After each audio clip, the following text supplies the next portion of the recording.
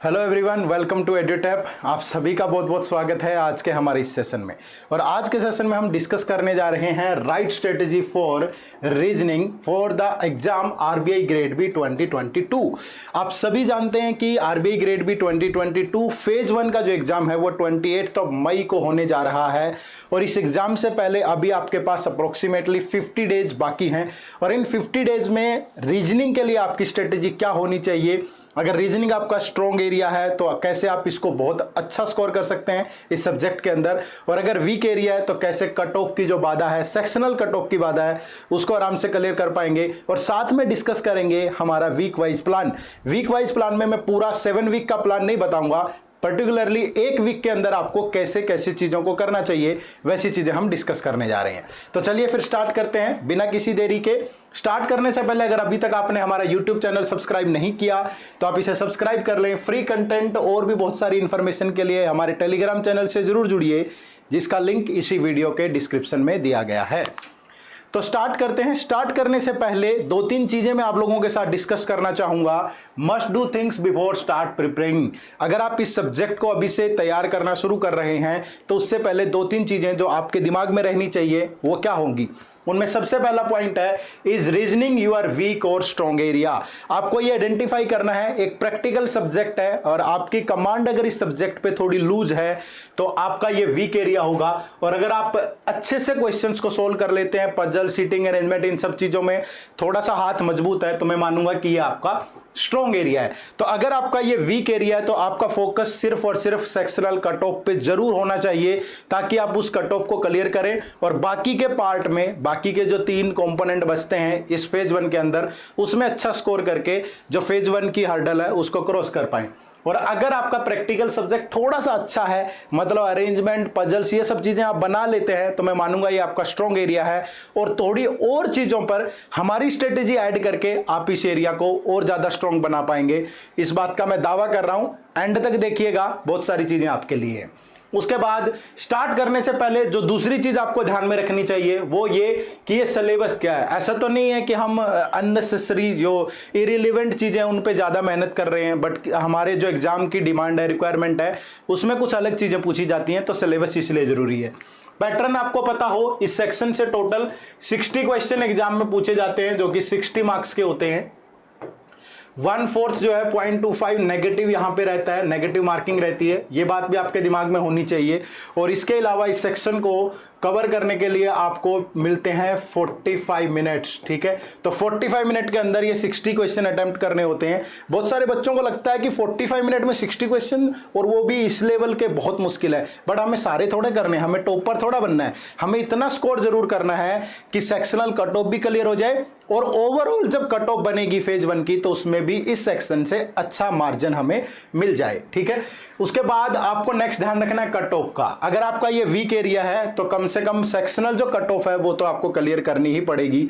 अब बात आती है कि सेक्शनल कट ऑफ कितनी रहती है। अप्रोक्सीमेटली आरबीआई फेज 1 के अंदर सारे जो कंपोनेंट है उनसे 25% जो है वो कट ऑफ रहती है। तो यहाँ पे 60 का 25 में देखूं तो आपको 15 मार्क्स तो कम से कम लेने हैं। ऐसा नहीं है कि हर ईयर, पिछले काफी सालों की बात करें तो जो कट ऑफ है वो 15 ही थी, ऐसा नहीं था। अगर मैं 2021 वाले एग्जाम की बात करूं तो कट ऑफ 11 मार्क्स थी, क्योंकि पेपर बहुत अच्छा था। तो जब पेपर थोड़ा मुश्किल आता है तो ये कट ऑफ नीचे आ जाती है, बट आपको मिनिमम 25% तो लेने ही पड़ेंगे। अगर एग्जाम मॉडरेट भी आता है, इजी भी आता है, इतनी कट ऑफ तो जाती ही है ना। उसके बाद तीसरी चीज जो आपको ध्यान में रखनी है, स्टार्ट करने से पहले आपको पीवाईक्यू को जरूर एनालाइज करना है।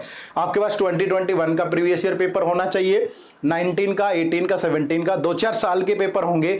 आप एनालाइज क्या कर पाएंगे? आप ये एनालाइज कर पाएंगे कि किन टॉपिक से क्वेश्चन आ रहे हैं, टॉपिक से जो क्वेश्चन आ रहे हैं उन क्वेश्चंस का लेवल कैसा है, क्या इंप्रूवमेंट हो रही है।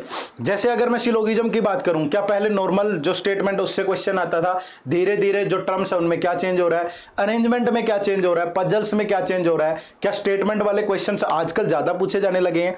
ये सारी चीजें आपको पीवाईक्यू ही बताएंगे। तो प्रीवियस ईयर पेपर को जरूर एनालाइज कर लीजिएगा, आपको एक हद तक सेटिस्फेक्शन मिलेगी कि मुझे कैसे प्रिपेयर करना है। तो ये 3 चीजें थी जो स्टार्ट करने से पहले आपको जरूर करनी चाहिए। अब कुछ चीजें आसान मैं कर देता हूं आप लोगों के लिए। सबसे पहला तो सिलेबस। जो पूरा सिलेबस है आपका RB grade B phase 1 reasoning section का, वो ये वाला रहता है। अल्फाबेटिकल अल्फान्यूमेरिक सीरीज क्वेश्चन जरूर पूछे जाते हैं, एक दो क्वेश्चन घुमा के पूछ लिया जाता है, बट ये बेस है अदर टॉपिक्स का, ठीक है। ये आप पढ़ेंगे तो आपको coding and decoding, machine input output, इन सब में आसानी हो जाएगी, ठीक है। Syllogism, direction sense, inequality, ranking, blood relation, seating arrangement, puzzle, statement, और ये जो एनालिटिकल रीजनिंग वाले टॉपिक्स हैं, statement assumption, statement course of action, cause and effect, statement argument, statement conclusion और डाटा सफिशिएंसी, सारे टॉपिक का मिक्सचर है। तो इन्हीं टॉपिक से क्वेश्चन पूछे गए हैं, इनसे बाहर कभी कोई क्वेश्चन नहीं पूछा गया। तो इस सिलेबस को ध्यान में रख के आपको प्रिपेयर करना है। अब ये प्रिपेयर कैसे करना है, how to score well, strategy to score well, कि हम जब भी इस सेक्शन को, पर्टिकुलरली सेक्शन को स्टार्ट करेंगे, कैसे स्टार्ट करेंगे, तैयारी करते हुए कौन कौन सी चीजें ध्यान में रखनी है, ठीक है। और भी बहुत सारे फैक्टर है, जरूरी नहीं है कि आप जितना पढ़ के गए हो उतना अच्छा परफॉर्म कर पाओगे एग्जाम के अंदर। उसके लिए क्या स्ट्रेटेजी होगी, कैसे एक राइट सीक्वेंस होगी क्वेश्चंस को अटेम्प्ट करने की, वो सारी बताऊंगा। चलिए स्टार्ट करते हैं। सबसे पहले ऑलवेज स्टार्ट फ्रॉम बेसिक, ठीक है। आप जब भी स्टार्ट करें तो आपको जंप नहीं करना है, ठीक है। सबसे पहले स्टार्ट करिए अल्फाबेटिकल सीरीज से, अल्फान्यूमेरिक सीरीज से। आपको लगता है कि ये जो अल्फाबेटिकल ये जो लेटर्स होते हैं ABCDEF, इनको तो मैं पेपर में जाके पहले रफ शीट पे लिख लूंगा, ऐसे लिख लेते हैं बहुत सारे बच्चे ABCD, और जब भी क्वेश्चन आया सामने तो मैं देख देख के सोल्व कर लूंगा। तो ये आपका बहुत सारा टाइम ले जाता है। आप इनको देखेंगे कि आप इनकी मदद से लॉजिक फाइंड करेंगे, आप एक मुश्किल में फंस जाएंगे, और जो क्वेश्चन पे 30 सेकंड 40 सेकंड लगनी चाहिए थी वो 2 मिनट खा जाएगा। तो इसीलिए कुछ ज्यादा एफर्ट नहीं लगता इनको याद करने में, इनकी प्लेस वैल्यू याद करने में, इनके अपोजिट लेटर याद करने में। ज्यादा से ज्यादा एक दिन अगर 15-20 मिनट मेहनत कर ली आपने तो ये हर्डल क्रॉस है, ठीक है। तो इस पर थोड़ा सा फोकस जरूर करिएगा। उसके बाद आपको कंसेप्ट बिल्डिंग पे ध्यान देना है। जब भी आप कोई क्वेश्चन सोल्व करते हैं तो ये ध्यान रखिए कि कोई पर्टिकुलर ट्रिक नहीं होती किसी चीज के लिए, समझ रहे हो, वो एक पर्टिकुलर क्वेश्चन पे ही काम करेगी। लेकिन अगर ओवरऑल एनालिसिस करके देखेंगे उस टॉपिक का तो कुछ 2-4 कंसेप्ट जरूर होते हैं जो आपको जरूर काम आएंगे। जैसे मैं इनइक्वालिटी में कहूं, अब इनइक्वालिटी में अगर आपको ये पता चल गया कि साइन सेलेक्ट कैसे करना है, पॉसिबिलिटी कैसे बनेगी, ये कंसेप्ट ही तो है। अगर 2 केस है तो पॉसिबिलिटी में आइदर और में क्या बनता है, अगर अपोजिट साइन आ जाए तो कितने, ब्लॉक के केस में कितनी पॉसिबिलिटी बनती है।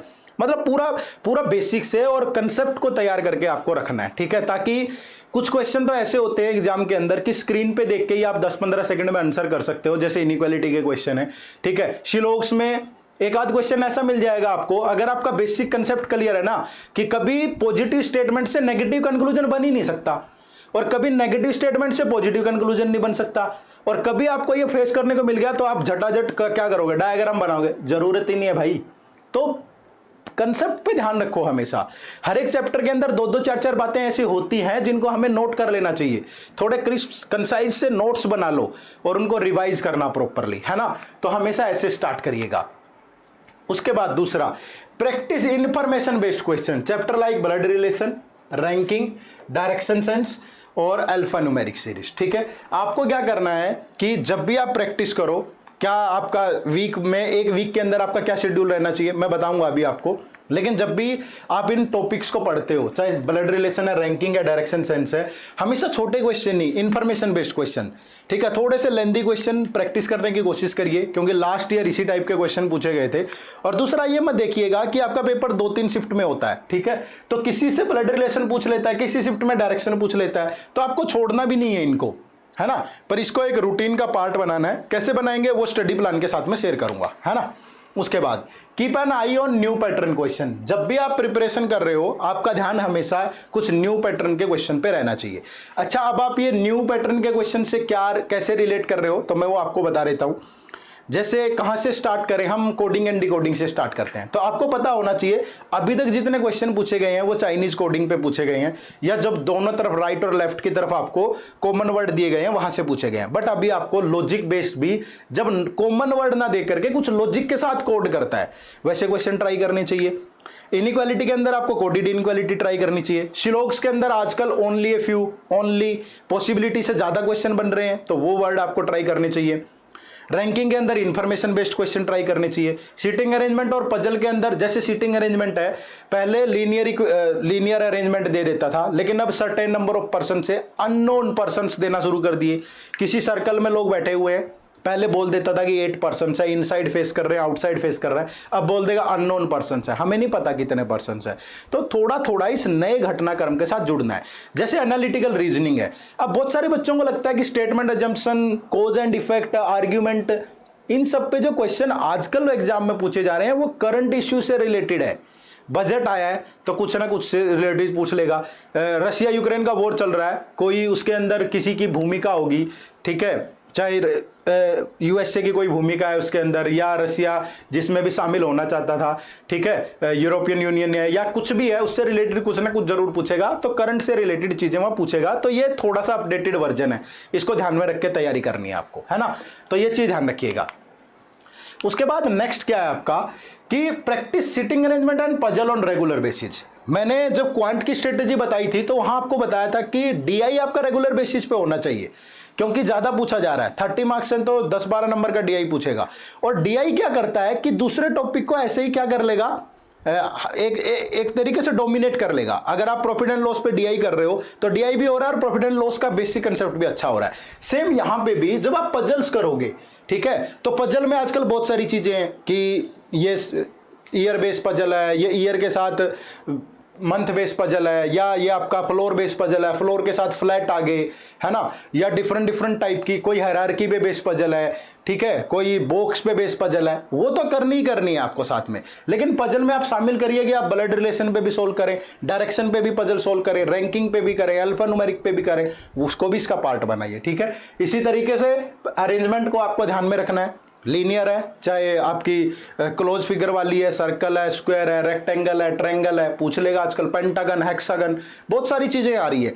तो इनको प्रैक्टिस में आपको रखना है और इनको डेली प्रैक्टिस करना है आपको, ठीक है। क्या रहेगा, मैं अभी स्टडी प्लान बताऊंगा, उसमें आप इसको शामिल करेंगे हम, है ना। उसके बाद नेक्स्ट अगर हम देखें तो practice a lot, topic wise quizzes, sectional test and full length mock test. अब आपको क्या करना है, टॉपिक वाइज क्विजेज भी, जब भी आपने कोई टॉपिक कवर किया है, सपोज आपने एक ब्लड रिलेशन टॉपिक पढ़ा है, तो उस पर टॉपिक वाइज कुछ क्वेश्चन 20, 30, 40 क्वेश्चन जरूर प्रैक्टिस करिए, ठीक है। आपने बेसिक पूरा कंसेप्ट क्लियर कर लिया, उसके बाद 20 क्वेश्चन जरूर करिएगा।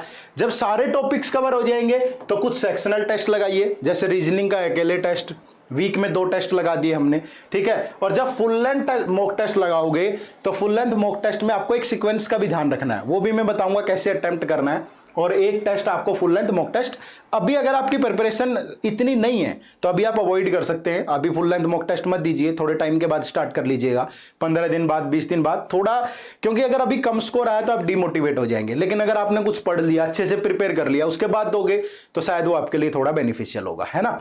तो वो एक पॉजिटिव माइंड रहता है, ठीक है। तो और दूसरा मैं जो कह रहा हूं आपको यहां पे, जरूरी नहीं है कि आप अगर 70% तैयारी करके गए हैं एग्जाम में आप अपना 100% दे पाएंगे, यानी 70% दे पाएंगे, बहुत चीजें छूट जाती हैं। उसका एक कारण है क्योंकि आप एक अच्छी सीक्वेंस में क्वेश्चंस को हैंडल नहीं कर पाते। तो ये आदत आपको घर से ही डालनी चाहिए, ठीक है। क्वेश्चंस की जो राइट सीक्वेंस है वो क्या होनी चाहिए जब आप मॉक टेस्ट अटेम्प्ट कर रहे हो, वो भी मैं आपको यहां पे बता रहा हूं, ठीक है। टोटल आपके पास 45 मिनट है, तो मैंने इसको 3 पार्ट में डिवाइड किया है। पहले पार्ट में 10 मिनट, ठीक है, दूसरे पार्ट को भी 10 मिनट हमने दिए, और तीसरे पार्ट में हमारे पास 25 मिनट होंगे, ठीक है। ये 25 मिनट होंगी, थोड़ा बहुत ऊपर नीचे हो सकता है 1-2 मिनट का। तो जब भी आप मॉक टेस्ट अटेम्प्ट कर रहे हो घर पे, तो पहले 10 मिनट में आपको बहुत जल्दी स्क्रॉल करना है, और बहुत जल्दी जब भी आपको रास्ते में इनइक्वालिटी का क्वेश्चन मिले वो आपको अटेम्प्ट करना है, शिलोक्स का मिले वो अटेम्प्ट करना है, अल्फा न्यूमेरिक सीरीज मिले वो अटेम्प्ट करना है, पहले 10 मिनट के अंदर। और दूसरा, 10 मिनट के अंदर जब आप पूरे पेपर में से निकल जाएंगे तो बहुत सारी चीजों को आइडिया आ जाएगा कि ये पजल तो बहुत मुश्किल है, इसे तो टच ही नहीं करना है, उसे खोलना भी नहीं है। बहुत बार हम क्या करते हैं कि पहले उसे पढ़ेंगे, देखेंगे, 2 मिनट लगा दी, फिर डिसीजन लेंगे, नहीं हो पाएगी, छोड़ दिया, 3-4 मिनट खामखा की वेस्ट हो गए। ऐसा नहीं करना है। एक अटेम्प्ट करने का एक तरीका है, और ये चीज घर पे स्टार्ट करो मॉक टेस्ट से, ताकि एग्जाम में हेल्प मिल पाए, ठीक है। और जरूरी नहीं है कि, मैंने ये नहीं कहा कि शिलोगिज्म के अगर 5 क्वेश्चन है तो 5 के 5 आपको अटेम्प्ट करके ही दम लेना है, नहीं। अगर उसमें 2 क्वेश्चन मुश्किल है, छोड़ दो, हमारी कोई दुश्मनी थोड़ा है उसके साथ कि पूरा निभाना है हमें, मैं करके ही छोड़ूंगा, नहीं, ईगो पे नहीं लेना। 5 क्वेश्चन है, 3 इजी है, 3 अटेम्प्ट करो, 2 छोड़ दो, कोई दिक्कत नहीं है। समझ रहे हो? इससे आप देखेंगे कि आपका 20-25% तो स्कोर ऐसे ही इंक्रीज हो गया है उतनी मेहनत में। समझ रहे हो ना? तो थोड़ा सा इस चीजों पे ध्यान दो। फिर अगले 10 मिनट आपको दोबारा से थोड़ा आइडिया आ जाएगा, डायरेक्शन सेंस का क्वेश्चन कहां था, ब्लड रिलेशन कहां था, रैंकिंग कहां था। तो जब भी इनसे क्वेश्चन पूछता है तो 3 से 5 क्वेश्चन हर एक चीज से रहते हैं। जैसे डायरेक्शन पे कुछ इंफॉर्मेशन देगा तो 3 से 5 क्वेश्चन जरूर पूछेगा, तो वहां पर आपको 3-4 मिनट से ज्यादा नहीं लगाना और अटेम्प्ट करना है। ब्लड रिलेशन पे ऐसे ही, रैंकिंग पे ऐसे ही, और लास्ट के फिर 25 मिनट आपको यहां पे देने। आजकल अरेंजमेंट और पजल ज्यादा पूछी जा रही है, तो कम से कम 7 से 8 तो अरेंजमेंट और पजल मिलेगी ही आपको। किसी में 3 क्वेश्चन होंगे, किसी में 5 क्वेश्चन होंगे। समझ रहे हो ना? इस तरीके से मिलेगी आपको। टोटल 30 से 35 नंबर का जुगाड़ यहां से होता है, ठीक है। तो उसमें से भी आप अटेम्प्ट करिए, आप देखो कि कौन सा स्ट्रॉन्ग एरिया आपका। अगर आपको रो वाली पे कमांड आपकी, तो वो अटेम्प्ट करो। आपको लग रहा है कि ज्यादा एलिमेंट के साथ, ज्यादा इंफॉर्मेशन के साथ लंबी पजल है, छोड़ दो। समझ रहे हो? 60 आउट ऑफ 60 नहीं लेने, कोई टॉपर थोड़ा बनना है हमें, लेकिन इतना स्कोर जरूर ले लेना है कि सेक्शनल कट ऑफ भी निकल जाए और एक ऐसा मार्जिन भी आ जाए कि पूरे फेज 1 की कट ऑफ भी आराम से क्लियर हो जाए, है ना। डाटा सफिशिएंसी के कुछ क्वेश्चन, और यहां पे मैंने एनालिटिकल नहीं लिखा तो वो भी आपका इसी फेज में आएगा, है ना। तो इस सीक्वेंस में हमेशा आपको ये करना चाहिए, इससे आपको बहुत फायदा मिलने वाला है, ठीक है। तो ये आपकी पूरी स्ट्रेटेजी थी किस तरीके से करना है। अब मैं आपके साथ एक वीक का प्लान शेयर कर देता हूं कि हर वीक में आपको इसी तरीके से करना है, क्या क्या चीजें आपकी किस चीज में वो होनी चाहिए, ठीक है। अगर हम बोलें कि यहां पे हमारे पास Monday, Tuesday, Wednesday, Thursday, Friday, Saturday और संडे, ये 7 डेज है, ठीक है। तो आपको क्या करना है, मंडे को सिटिंग अरेंजमेंट, ठीक है, और सीटिंग अरेंजमेंट के साथ कोई भी और टॉपिक जैसे इनइक्वालिटी, ठीक है, और सिलॉक्स, ठीक है, ये रख लीजिए। आपको सिर्फ इन्हीं को टच करना है, ठीक है। जैसे सीटिंग अरेंजमेंट में हमने एक वीक में एक अरेंजमेंट सर्कल पे कर ली, एक अरेंजमेंट आपने स्क्वायर पे कर ली।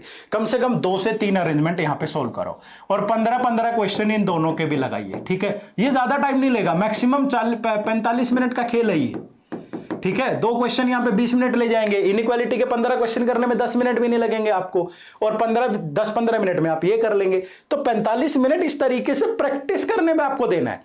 ये मैं प्रैक्टिस के लिए बता रहा हूं, समझ रहे हैं ना, प्रैक्टिस के लिए है ये, ठीक है। उसके बाद आप नेक्स्ट डे ट्यूसडे पे क्या कर सकते हो, कुछ पजल सोल्व कर सकते हो, ठीक है। पजल के साथ कोडिंग एंड डिकोडिंग और मशीन इनपुट आउटपुट उठा लीजिए, ठीक है। अब इन दोनों का लॉजिक सेम है, ज्यादा टाइम नहीं लगेगा आपको चीजों को सोल्व करने में। आप 10 क्वेश्चन यहां से उठाओ, 10 क्वेश्चन यहां से उठाओ, और पजल आप और थोड़ा सा ध्यान रखिएगा, पजल आप किस तरीके से उठाएंगे।